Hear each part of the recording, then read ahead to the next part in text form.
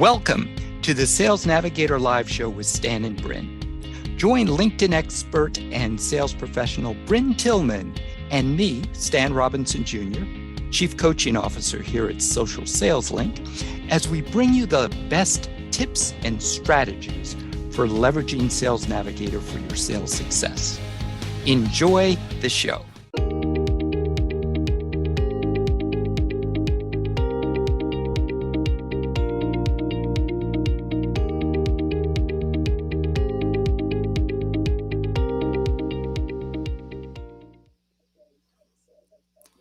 Hello there, Bryn.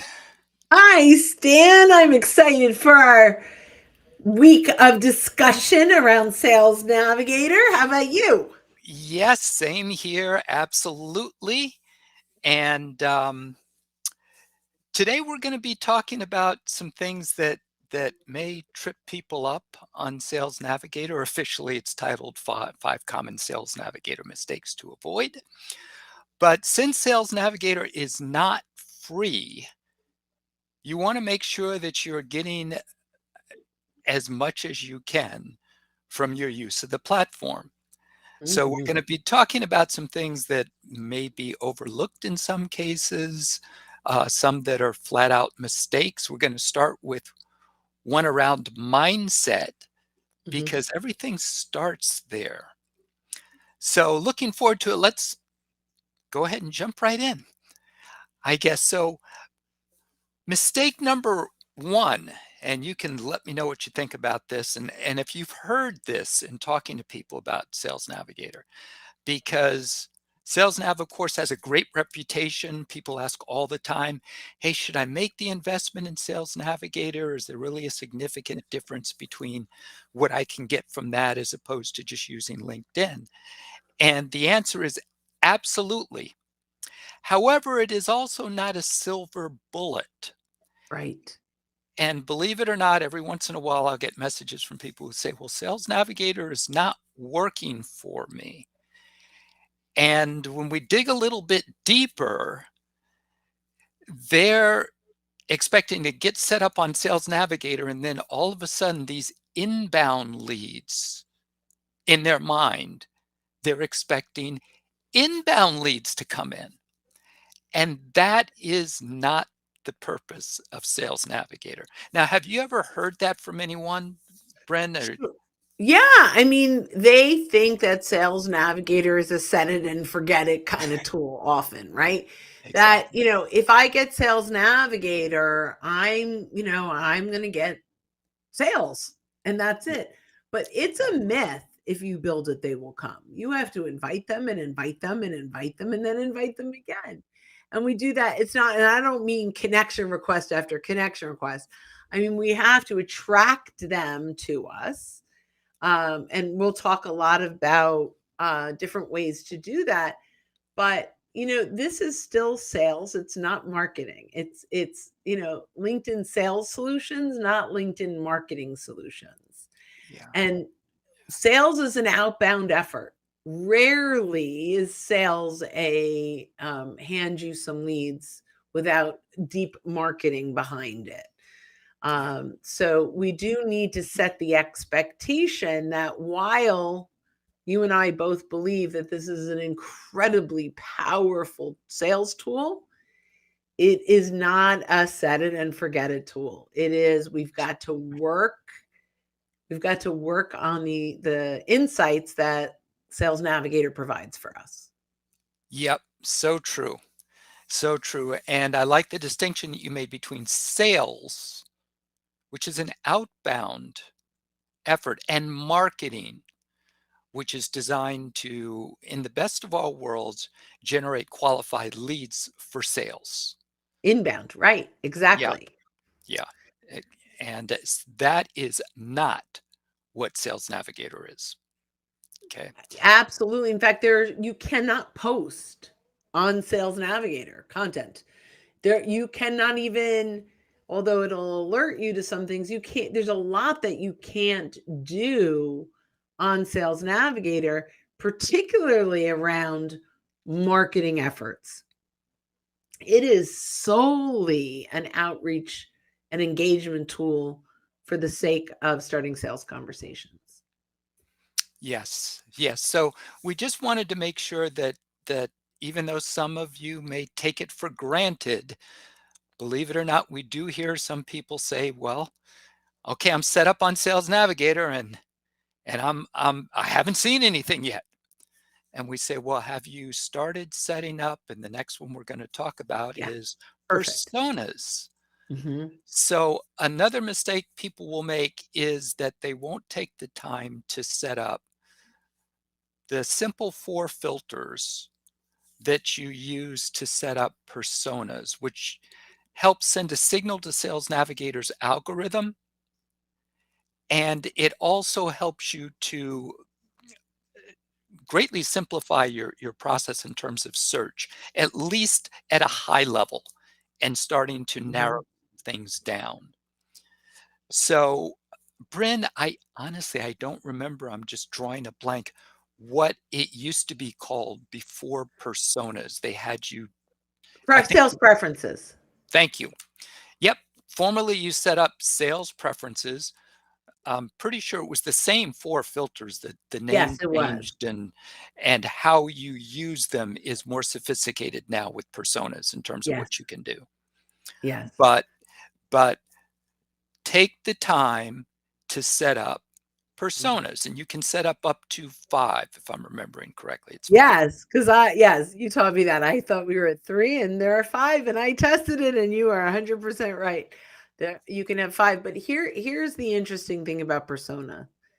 I originally, and I did not love sales preferences. I did not, because what happens is when you're in a normal search and you click the toggle, that imports, or that, auto fills all of the filters, those 4 filters in your search. You can't edit them. You can't change them. And there were things that I thought were missing from the sales preferences. And then I realized, and we talked a little bit about this last week, but it's important enough, I think, to talk about it again, And that where personas absolutely shine is when you are in a company page, when you are mm, prospecting by company and you turn on the persona. So maybe you're going after a company that has 6,000 employees.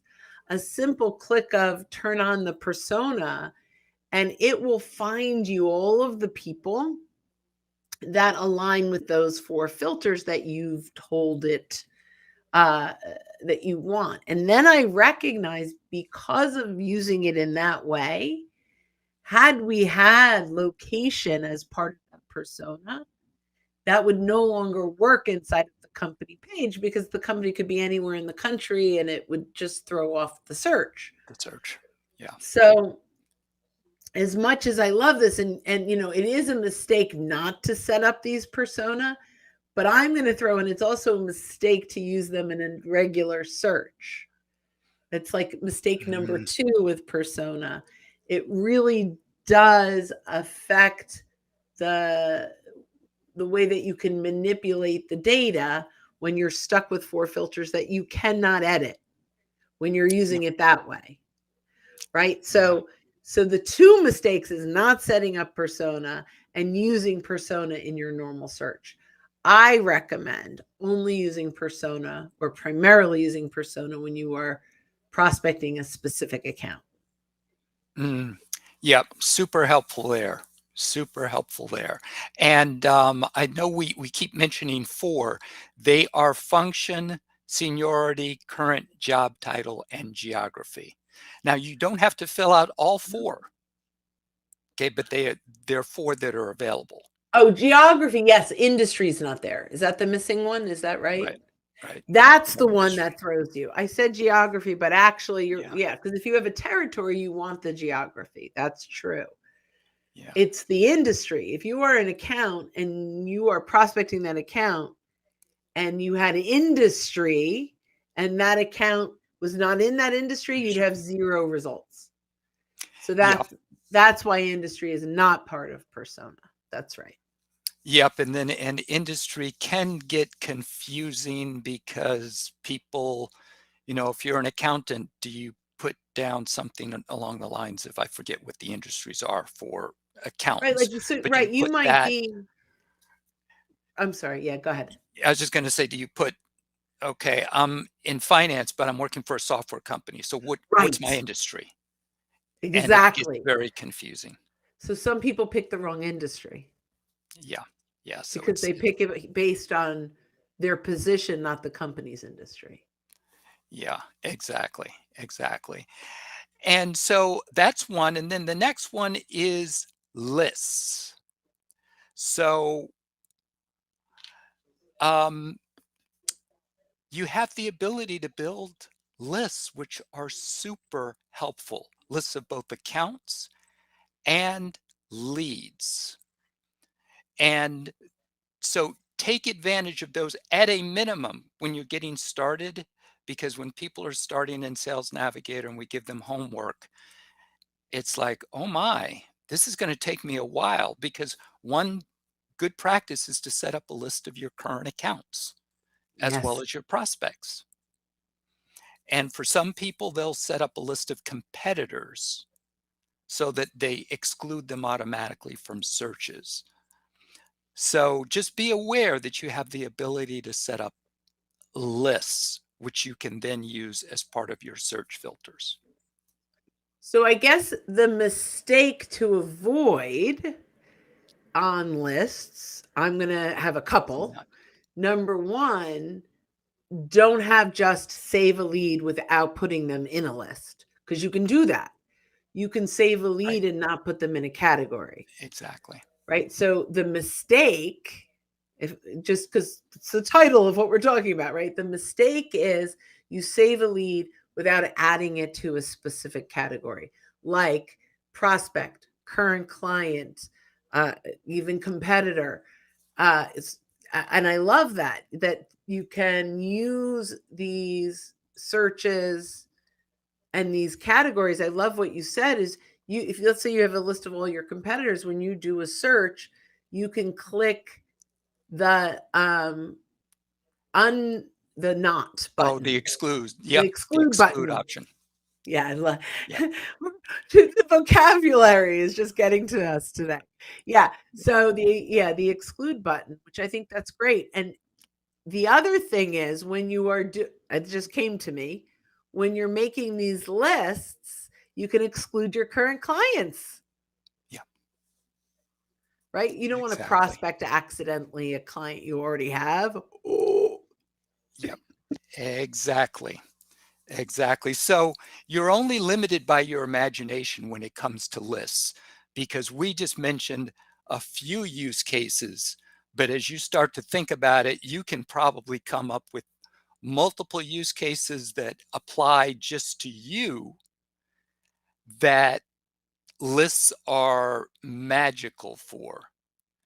So keep in mind that you've got the ability to create lists. And as Bryn mentioned, Sales Navigator almost forces you to put leads onto a list when you save them now, just because of once upon a time was a little bit different, but now um, you can save a lead and it'll still go to all, but as Bryn said, don't leave it in all. Put it in one of the lists that you've already established, because lists will make your life so much easier in the long run. and if I can add, even if you don't know what list to add them to, create a list that says categorize later, because Mm, you don't want these kind of random leads that are not assigned somewhere. yeah, That is a huge mistake that I faced, that I had to really clean stuff up, because I had thousands of uncategorized leads when I first started on Sales Navigator. Um, and I actually had them in tags, which is a long story for another day that has been retired. It's probably a story we never need to tell again. So I was a little stuck because there were these And they were no longer tagged into categories. So I needed to save them into categories. So the Mm. best advice is don't save a lead without putting them in some kind of list, even if it's categorized later. Yes. Yes, and that categorize later is such a great idea because sometimes we're in a hurry and it's like I just don't have want to save it, but I don't have time to put it in there. And those of you who've been on LinkedIn for a while and have big networks, and they get so big that can become unwieldy.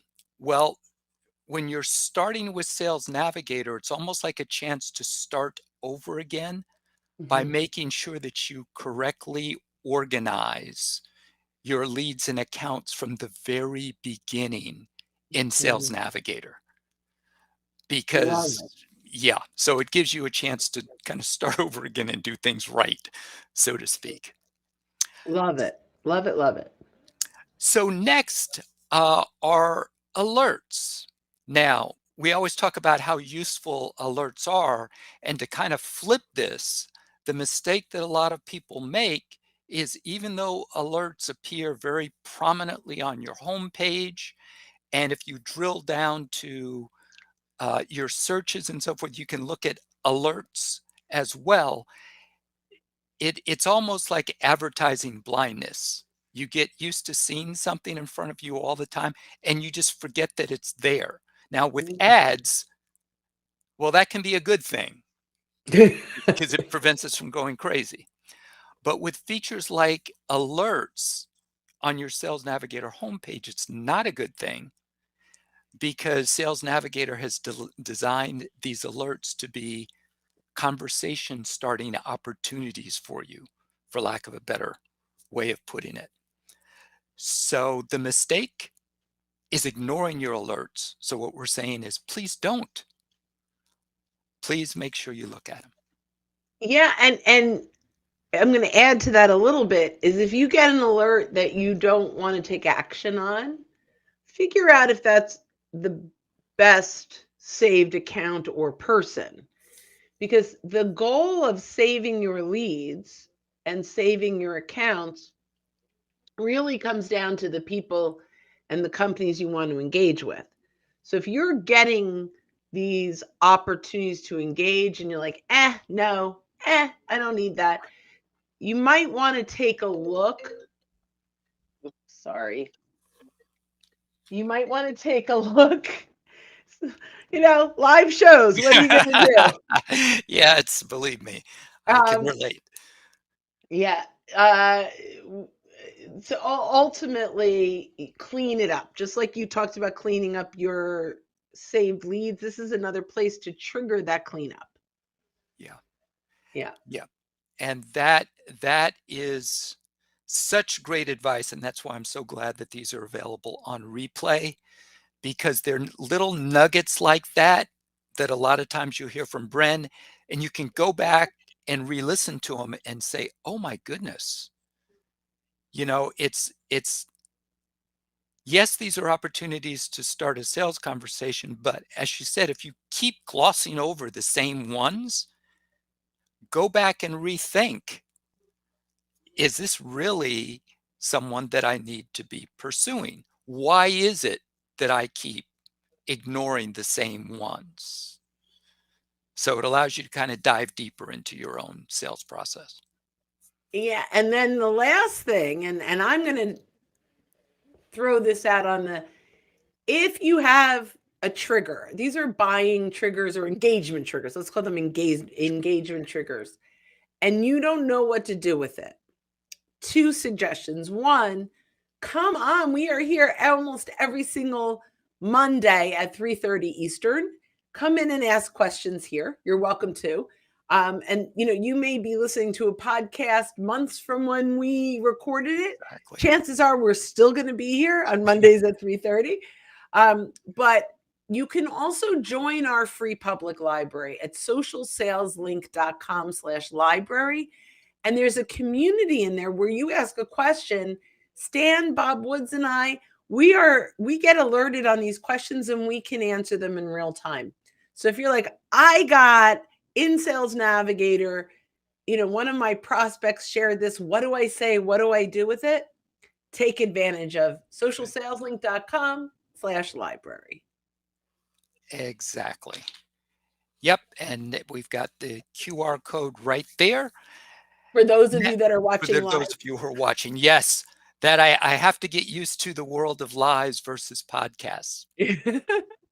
Yes, now, number 5, we promised 5 common Yes. mistakes, and the 5th one is, again, it's something that, you see on your homepage, you know, every day, but probably overlook it, and it's smart links.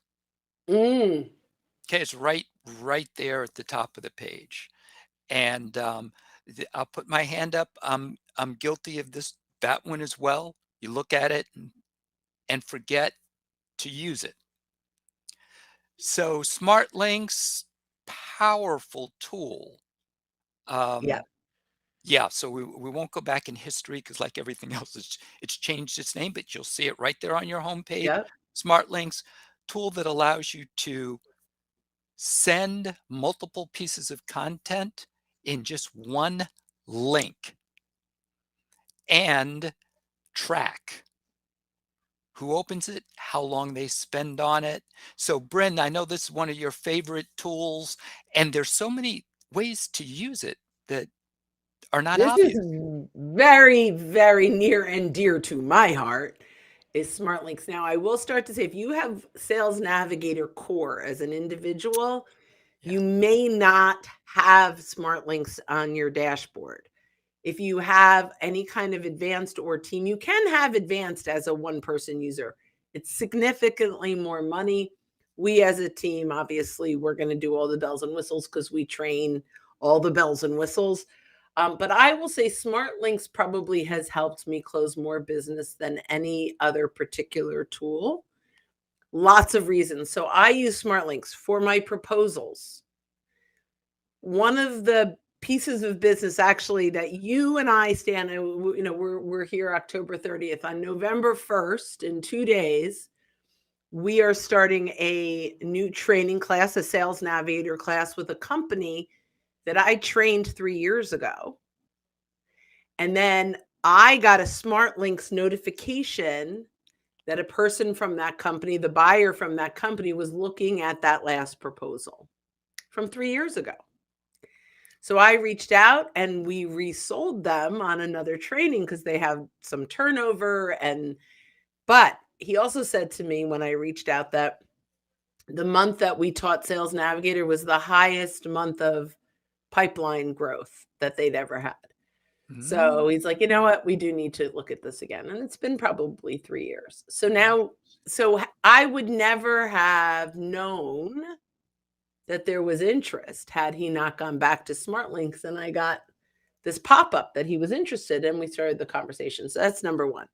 Number two, if I do any kind of presentation, if we do any kind of training, all of our material goes out in a smart link. We can create a QR code if we're doing a presentation in front of folks. If I'm doing a free webinar for like SMM Connect, or I always have, this is the best way to gather who's looking at your stuff, who's interested. So I'm using that all the time in that way. mm, But the bottom line is years from now, when someone looks at it, you get an alert and immediately you know there's an opportunity. One other thing that I wanted to throw out was last year, we were getting ghosted by a company. They had got the proposal. They were no show for our already scheduled follow-up to review the proposal, and I wasn't going to chase. mm. I wasn't going to chase. So maybe there are times where you should follow up more, but I choose if you don't show up and you don't, I sent a message. I hope you're okay that you didn't make the meeting. If you want to reschedule, let me know, and I let it go. Well, about 2 weeks later, other people in the organization, not the one I sent the link to, was looking at the proposal. So I reached out And apparently my buyer quit. I didn't know. How No did you one know? told me. No one's saying anything, but I'm seeing all these people from the other organization looking at my smart link. So I was able to close the business. So I know I could go on and on and on. And you did pass the baton and say, Bryn, this is one of your favorites. But Yep. smart links, I think, is an underutilized tool and a missed opportunity. Yes, and those examples are so great because it's the alert feature that most people never talk about. We talk about, oh, you can send out multiple pieces of content, one link, and so you don't have to worry about files that are too large. And all of that is true. But And great. yeah, it's true. It's very, very helpful. But you mentioned it was those alerts that let you know that someone was looking at it when they probably would not have contacted you. Now, they may have in 2024 or who knows, but people tend to forget things. They may look at this proposal and say, looks great. I need to email Bryn. Then someone walks into their office. 6 weeks later, Right. they may or may not remember it again. But this way you can take the initiative to follow up because you got the notification. So thank you, Bryn. That was a perfect example of the power of smart links. And it's just one of many, Yeah. one of many Yeah. examples. Well, Stan, So this was another fun episode. yes, thank you again. This is awesome. And look forward to the next time. Okay, everyone, Awesome. have a great rest of your day. Bye, guys. Thanks for listening. And join us again for more insights on Sales Navigator and social selling strategies that will differentiate you from your competitors and accelerate your sales success. In the meantime, you can go to socialsaleslink.com/library for free content on LinkedIn, Sales Navigator, and social selling.